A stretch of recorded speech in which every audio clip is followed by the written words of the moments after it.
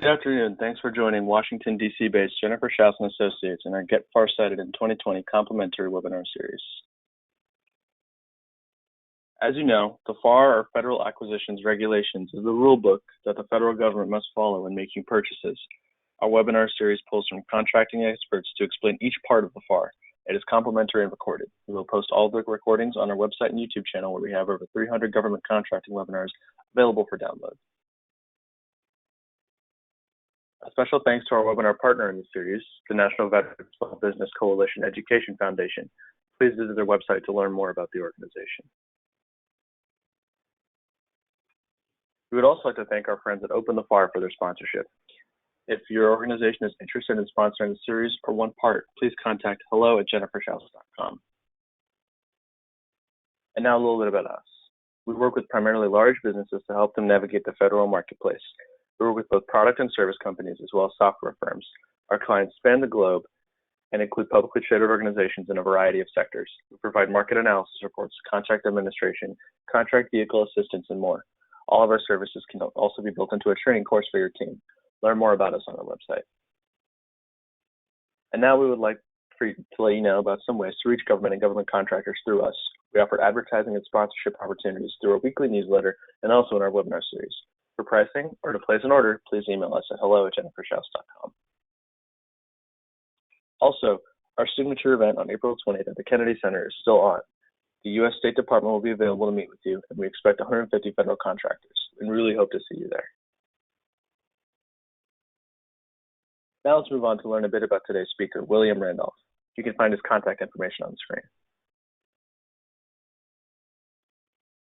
And today we are covering FAR Part 11 with William. Thank you so much for joining us today. We're really thankful for your participation in the series. The floor is now yours.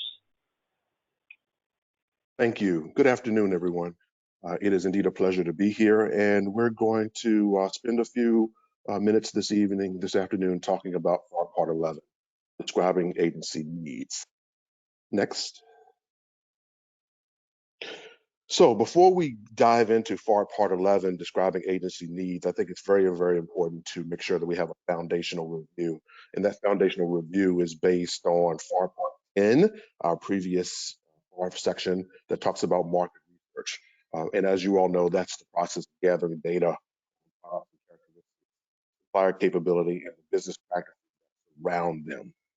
That is a process. While it often ends up in a market research report that becomes back for the contract file, that is really a process, market research and market intelligence. As a result of that market research and market intelligence, the data that is collected in that phase, in that process, is then used in the process of effectively describing need.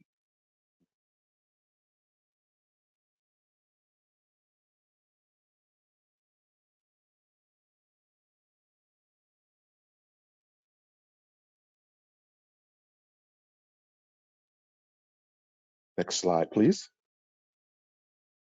So the agency needs, as we were talking about earlier, they often show up in 3 or 4 different ways.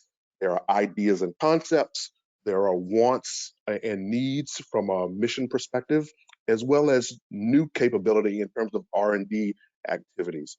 All of these activities tend to show up, and they result in something that we call in the business requirements. Most of you have participated in responding to requirements or know of the concept of requirements, but all of those agency needs, from mission need statements to ideas, concepts, wants, and new capability, tend to show up as requirements. Next slide. So in my career, I heard very early on that it has often been said that the requirements definition process hardest part of the acquisition lifecycle. And the more I have been in the community, now over 25 years, I tend to agree. That challenge is very hard, not so much in the process as it is because we are often describing things that don't necessarily exist today or deviate from something that exists today. Next.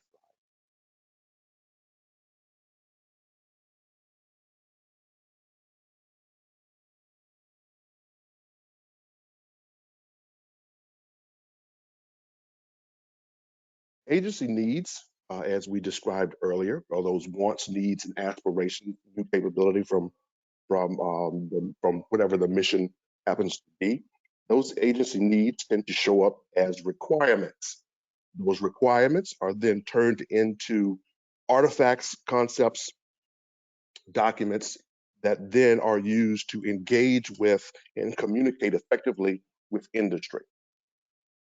Those resulting engagement and communication aspects are then used in a source selection, evaluation, and award frame to then to acquire the required supplies and services.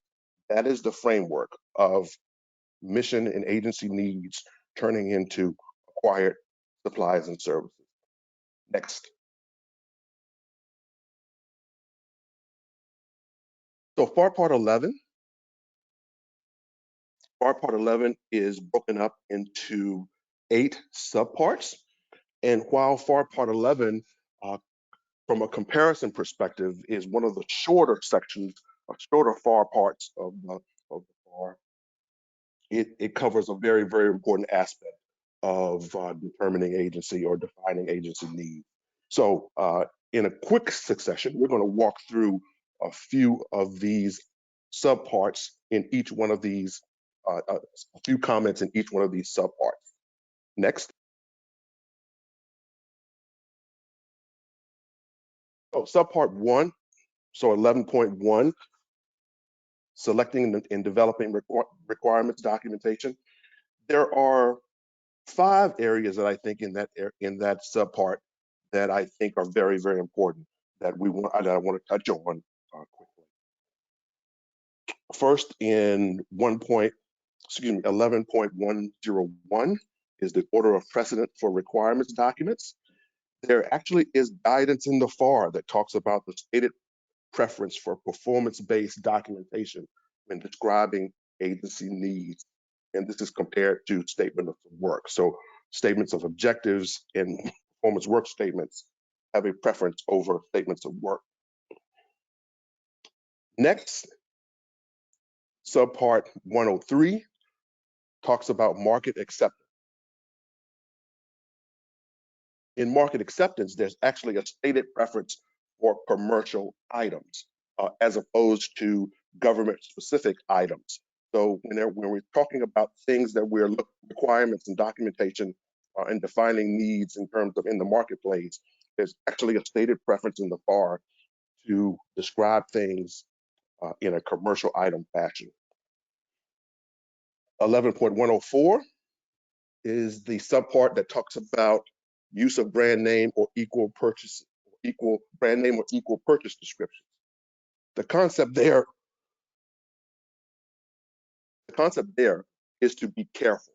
While brand name or equal purchase descriptions are authorized, there are instances where you absolutely need to define requirements in terms of a brand name or equal. You want to be very careful with that. That concept does have a limiting effect on competition, because if it's indeed a brand name, there's only one or maybe 2 people that can provide. Items particular to one manufacturer. Now, this is a little a deviation from the brand name or equal section. It talks about items particular to one manufacturer. There's basically a prohibition against that. We don't want to define items, define needs in a particular fashion that they lend themselves to only one manufacturer. The direction there in the FAR in 105 is just don't do that. And in 106, the purchase descriptions for service contracts, the concept there and the prohibition is that no inherently governmental functions are included. So inherently governmental functions are those things that are that cannot be non-distinguishable from activities that should be done by government officials. For instance, in the selection process for contracts, the evaluation and award process is an inherently governmental function. And as a result of that, we shouldn't be describing agency needs in a fashion that would allow inherently governmental functions to be included in service contracts. Next. So subpart 102 talks about using and maintaining requirements documents. So in section 201 of that subpart, which talks about the identification and availability of specifications. Basically, if there are specifications, and most of this happens in the manufacturing hard goods in space, if there are specifications and identifications that clearly define those either parts or goods, use them. It's important that if there are specifications, we want to make sure that we are indeed using them. Surprisingly, or maybe surprising to some, in 11.203, there's actually a section called customer satisfaction, which basically boils down to there's this clear direction in the FAR to have a collaborative environment in terms of when it comes to maintaining and requirements documentation. That organizations shall communicate with their customers, determine how well requirements documents reflect the needs, and that there is a role to be played in taking corrective actions. I love this line here. Whenever practicable, the agency may provide affected industry an opportunity to comment on the requirements documents.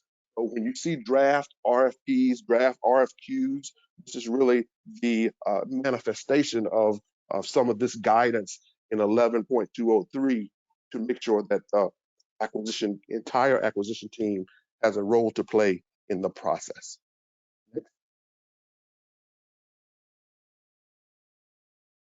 Subpart 1103, which talks about acceptable material.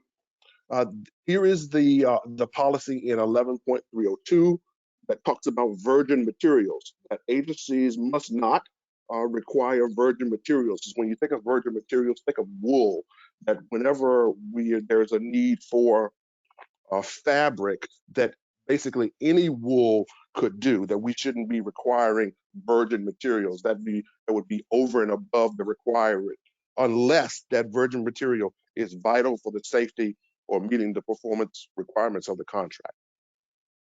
And then in 11.303, there is a subpart that talks about the post-consumable fiber content of paper. I don't know whether you knew this or not, but there is a requirement that 30% must be post-consumer fiber content for any paper purchased by any governmental agency. Next.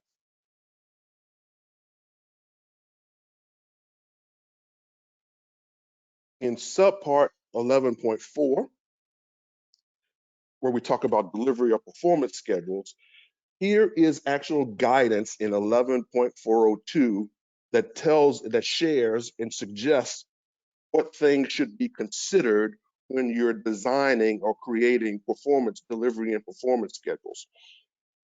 Here is the entire list, and I'll give everyone an opportunity just to take a look at that.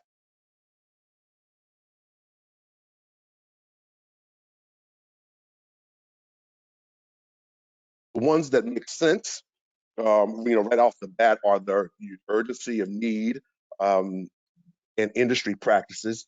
But some of the other ones that I think production time also is one that it really does make sense.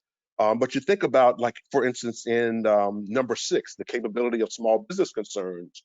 So are we designing performance, or should the government should be designing delivery and performance schedules that can accommodate the capabilities of small businesses in terms of their time to perform? There are others, like the time for contractors to comply with conditions of precedence and contract performance, that are also important as well. So there's a list of things. So we shouldn't just, this is what this is saying, is that the acquisition team shouldn't just be designing delivery and performance schedules haphazardly, that there are some things that we should be considering when designing delivery and performance schedules. And this list is a good list to bounce those requirements off of. Next.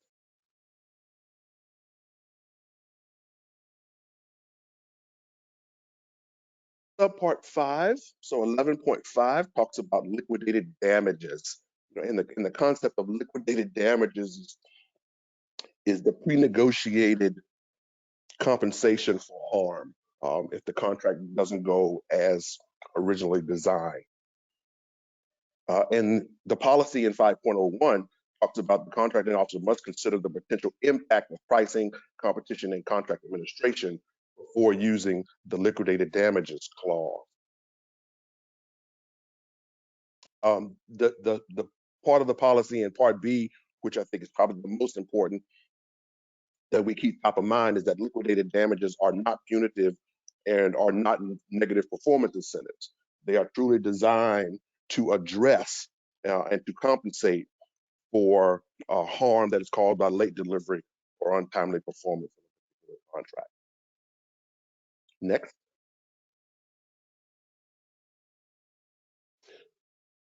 So many of you, I'm sure, have heard about the Dpass program or the Dpass system, the Defense Priorities and Allocation System. This is actually something that is governed by the executive branch. So the president has the authority, to give priority for contracts, and that authority has been allocated to the Secretary of Commerce to manage. There are two levels, the DO and the DX rating. Basically, anything that's DO rating is a normal rating, and some would consider an unrated, but DOs are normal. DXs are the ones that you have to go to the Dpass system and through the Secretary of Commerce and to acquire a DX rating for your contracts. Those DX then ratings in terms of supplies and materials necessary to execute and to execute the DX rated contracts. DX rated contracts happen first. So the materials, the services, and the facilities necessary to execute those contracts must first be allocated to DX type contracts before DOs. Next. The subpart 11.7 talks about variations in quantity. And this is really about that the government may authorize acceptance of variations in quantities of supplies, and this is supply contracts, if those variations are caused by conditions outside of normal expectation in terms of loading and shipping or packaging. So it is basically saying that there is some variation to supply contracts that should not cause harm to our government industry participants, especially when the conditions are caused by loading, shipping, packing, or other allowances in the manufacturing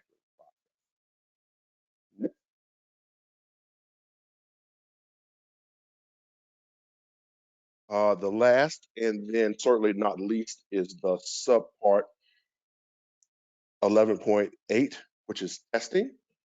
And the premise here is that in pre-award use evaluations, often called demonstrations or even bake-offs, that supplies may be used, that the delivered supplies or the proposed supplies, depending on what stage you're in, may be evaluated in comparable use situations, so that one could use a demonstration to make a decision or to do testing to then make a decision on contract awards.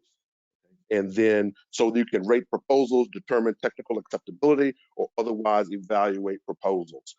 So I've seen this a lot in what we call demonstrations, also known as bake-offs, if you will, where the government may ask for a demo of existing capability, and that existing capability is then evaluated to either be a part of a proposal rating or determine technical acceptability.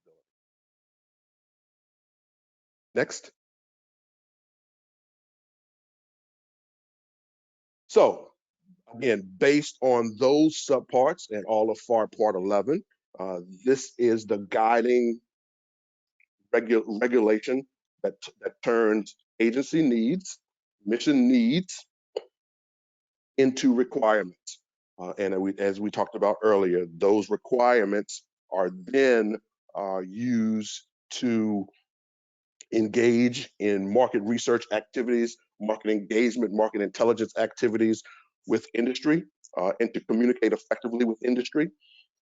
And after that, those are then used to do source selections, evaluations, and then award actions to ensure the effective acquisition of supplies and services.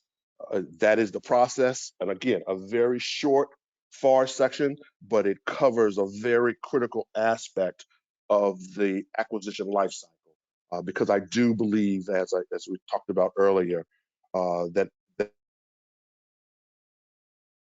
requirements documentation is one of the hardest, if not the hardest part of the acquisition process. It takes a lot of time and a lot of energy, and for it to be done well, it must be in collaboration with industry partners, and that effective collaboration and engagement is actually part of the an effective process.